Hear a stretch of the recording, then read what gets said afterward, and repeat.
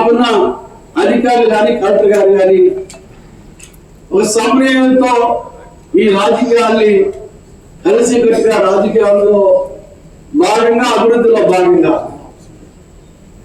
ఏదైతే విశాఖపట్నంలో ప్రధాన విషయం ఉంటే కౌన్సిల్లో ఎప్పటి నుంచో ఉన్న ప్రాబ్లమ్స్ కానీ పూర్తిగా బాధ్యతగా తీసుకొని కొన్ని ఒత్తిళ్ళు వచ్చినప్పటికీ ఫుడ్ కోర్టులు తొలగించడం జరిగింది.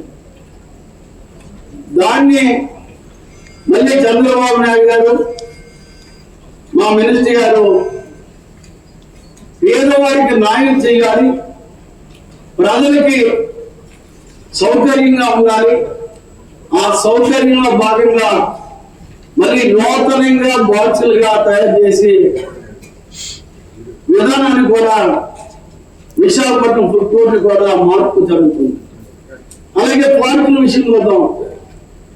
పార్కులు ఏదైతే ఆపిపోయి ఉన్నాయో